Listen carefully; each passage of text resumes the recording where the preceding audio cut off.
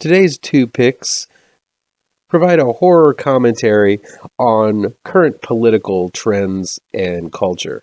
I try to keep politics and these reviews pretty separate, but in this case, it definitely factors in. This is ML Miller Frights and the Best in Horror Countdown 2020, counting down the best in horror from October 1st, 2019 through September 30th, 2020.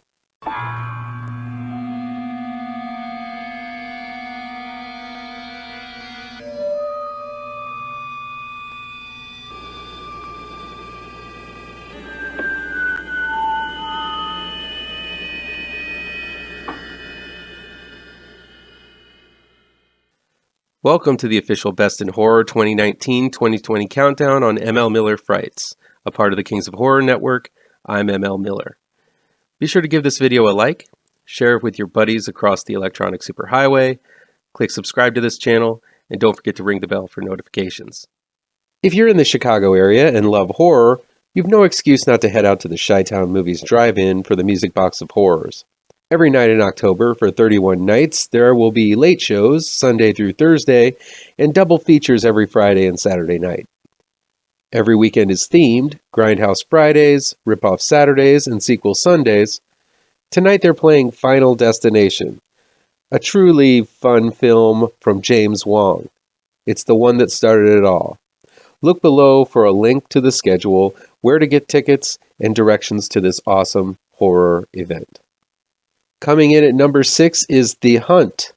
Released on March 13th, 2020, it's available on digital download and on demand, as well as Blu-ray and DVD from Universal Pictures. The Hunt is directed by Craig Zobel and written by Nick Cuse and Damon Lindelof. The Hunt opens with a group text referring to a game where people are hunting people. Cut to a period of time later, and we open on a group of people waking up on the edge of a field with gag balls strapped to their heads. A crate of weapons is found just before, from off-screen, someone begins shooting at them. Some live, some die, and it's pretty evident that this is a most dangerous game scenario where man hunts man until the last one is standing. One of the hunted, Crystal, Glow's Betty Gilpin, seems to be very proficient in not getting killed, and attempts to whittle the hunters down to find out who is behind it all. I honestly wish there were more films made today like The Hunt. Unfortunately, with the way the culture is in the current moment, I don't think that'll be the case. I wish more people had the ability to laugh at themselves. Everyone is so entrenched in politics and the hatred of the other party that a sense of humor and a sense of irony is beyond the realm of consideration. I think that's why The Hunt isn't going to be very popular among those who feel political belief is something one should wear on one's sleeve and fill up one's social media feed. Those who feel the need to delete anyone with a different take on a particular issue aren't going to get The Hunt. Those who don't think that people on the other side of the political spectrum are worth listening to, or even human beings worth caring about, won't take a second to consider what The Hunt is trying to say. It's sad that the world is the way it is, but I'm glad at least The Hunt took a chance to try to let us know how ridiculous we all are. Now, The Hunt is a thriller heavy on action, comedy, and gore. It's also a politically charged satire, but if you reread the description up above, you won't see the terms Republican, Democrat, liberal, or conservative show up at all. The main reason is that it doesn't matter if it's liberals or conservatives doing the hunting or being hunted, as both walks of life are satirized in equal portions. In both instances, the broadest exaggerations and ugliest of traits associated with both political movements are poked fun at, highlighted, and shown for how horrible they are. There really is no good guy or bad guy in The Hunt. It's a film that points out how ridiculous those who blindly serve either side of the political coin can be. It's pushed to extremely violent lengths, but given the horrors that happen on the news every day these days, it really is not that far a leap from what could happen, given the right circumstances. Because this film delivers judgment to both Democrats and Republicans with such an even hand, I know there will be some disgusted by the way this film humanizes some people, and at the same time, there will be those who take offense for other people being categorized in such a harsh light. Those people, sadly, are lost to their own inner dichotomous thought space. This movie isn't for them because honestly they lack the insight, the humor, and the modesty to realize that yes, there are times that both Democrats and Republicans, liberals and conservatives, haves and have-nots are goddamn morons. And just because you choose to align yourself with one side or the other doesn't mean you can't say that from time to time. If you're able to laugh at your own party's idiocy and not take everything so seriously, I think you'll really enjoy the humor, the action, and the thrills The Hunt has to offer. And the humor, action, and thrills are top-notch in The Hunt. The climactic fight scene at the end is one of the best choreographed hand-to-hand combat scenes I've seen since the Jason Bourne series, as the participants utilize their fists, feet, heads, or whatever happens to be near them to throw, stab, or pummel their opponent with. There are all sorts of fun twists that will keep you guessing what is real, who's on whose side, and which end is up that occur all the way until the very end. There are moments of laugh-out-loud hilarity as guts, grime, and goo is splattered, spattered, and smattered all over the place. Politics aside, this is an extremely fun roller coaster ride, worth taking.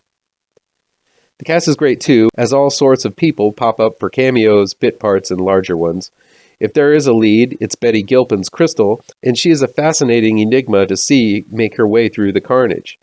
Hilary Swank is also fantastic here, in a role that is the most physically demanding for her since Million Dollar Baby, and she really dazzles on screen despite the fact that I can't remember the last time I saw her in a movie. Other notables are It's Always Sunny in Philadelphia's Glenn Howerton, My Name is Earl's Ethan Suplee, Blue Ruin's Macon Blair, and Fan Four Stick's Emma Roberts. It's fun to see who lives until the next scene and who dies a horribly gruesome and hilarious death. I also love the way writers Nick Cuse and Damon Lindelof and filmmaker Craig Zobel were able to end this film in a way that makes you laugh as well as wonder who won after all of this mayhem. The answer is none of them. They're all horrible. They're all us to one extreme or another. And believe it or not, if you live life solely by identifying with one set of politics or another, you're pretty horrible too. There's more to life than that. It frustrates me that too many people are too blind to see how much time they waste arguing about it. The final conversation about the misinterpretation of Animal Farm wonderfully sums up how everyone thinks they aren't the pigs in the story, when in one case or another, we're all pigs from time to time. I wish more people would see The Hunt. I feel if one would go into it with open eyes, it might actually spark some conversation with opposing parties instead of online debate with two fingers in one ears and one hovering over the unfriend button waiting for someone to say something you disagree with. I'm not saying that The Hunt could cause world peace, but at least it could illustrate that by showing the bad in everyone here, you could highlight the good in all of the audience. It's something to hope for. I thought The Hunt was a wise beyond its years. The filmmakers were able to look at the current political climate with surprisingly unbiased eyes and offer up an exciting film that can stand on its own as a thriller as much as it can as a political satire. I hate getting political, as I'm sure to piss off at least 50% of my potential viewers. But still, I think that The Hunt does a hell of a lot right when it comes to satirizing the moment we're all in and delivers a damn entertaining movie to boot. I fully recommend this film. I hope more people will take a chance on The Hunt and try to view it as the hilarious and smart satirical thriller that it is, rather than retreating to one's political corner and chastising it for getting under your skin. Another film that not so subtly deals with present-day politics through a genre lens was The Platform, aka El HOYO. The Platform was released on March 20th, 2020, streaming exclusively on Netflix. It was directed by Galder, Gaztelu-Urrutia, and written by David Desola and Pedro Rivero. I know that there are those of you who might feel that The Platform is a film deserving of being on the main list. It was the most watched film on Netflix this year, so it deserves some sort of attention. But for reasons I'm about to get into, The Platform worked more as an idea, but less as a film for me. Maybe it's a film that promotes a cultural belief system that I'm not completely sold on. I'll admit that the fact that this is a film that tries to tell a story about communism, socialism's advantages over capitalism is a compelling one, especially cast against the screen of a science fiction landscape. Still, I feel there are problems in the way that this message is communicated, and that gave me pause to put it in the main list. I do want to recognize it as a noteworthy movie, which is why I'm still highlighting it as a bonus extra review rather than a main installment in the countdown. The platform is a strong allegory arguing the strengths of socialism and communism. I'm no expert, but as I understand it, this is the belief that if we work as a community, society moves forward. It's about equal distribution of goods, wealth, and power from the top down. And I think in an ideal world, that might work. But if I'm being completely honest, we don't live in an ideal world, and it would only work if everyone was lobotomized and scrubbed clean of all dreams, aspirations, and hopes. It's my opinion. You may think differently, and I really respect that. Just as I really don't care to try to change your mind, though, please don't try to change mine. Basically, the story of the platform takes place in a containment facility that houses a group of people selected for a scientific study. I would say that this is a prison, but some of the participants in the program are volunteers. Others are criminals, forced to live with another inmate on a multi-leveled facility for a specific amount of time. A few times a day, a platform full of food lowers from the floor above, offering the inmates a chance to eat. Once they're finished, the food moves on to lower levels, but the food isn't replenished. Eventually, all the food is consumed, and the lower the level, the less food there is for those occupying them. One volunteer, Goring, played by Ivan Masagu, is worried about the occupants below and tries to hatch a scheme to have the upper levels eat only a portion of their food in order to provide food for those suffering in the lower levels. While at first they are reluctant to do so, Goring begins a movement of sorts that attempts to thwart and overcome the system, which very much is based on capitalist systems where those in the higher classes get more while the lower classes get less. The platform seems cool in theory. I think the writing is smart. The acting is great throughout. There seems to have been quite a deal of money thrown into this production, which is rather ironic given the material it covers. It feels like a very interesting college thesis paper that entertains on an intellectual level, providing an interesting what if, but the leaping to a conclusion that requires a lot of cards to fall into place in order to work. The most compelling scenes occur at the beginning as Goring is getting used to the way the platform system works and how to survive with his gruff cellmate, Trimagasi, played by Zorian Aguilar. Trimagasi acts as a mentor and tour guide for a price. The premise is being explained and experienced for the viewer and Goring for the first time.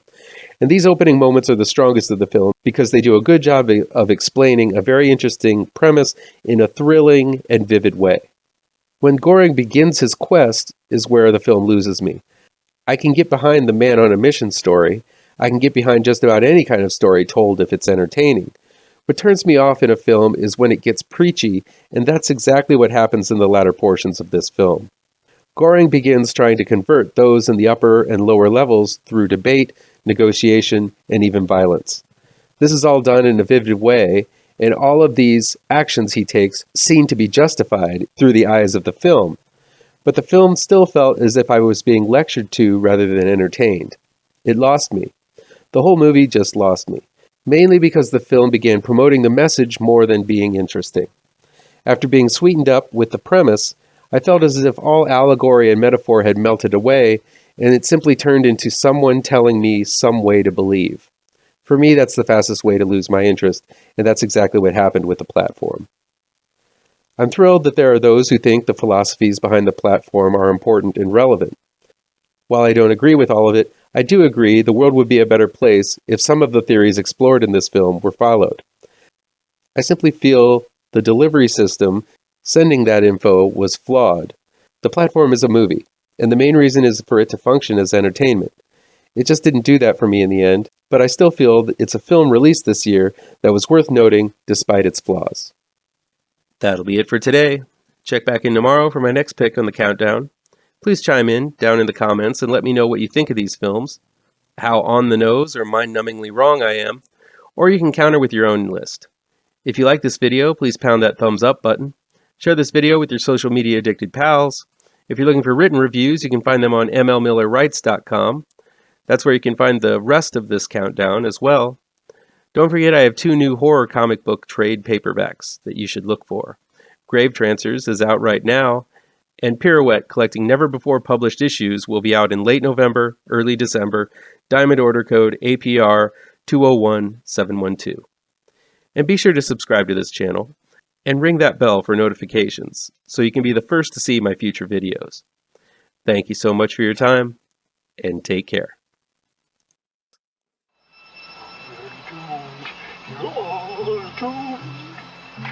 You're doomed to live the life you're meant to be, stuck inside your reality. You're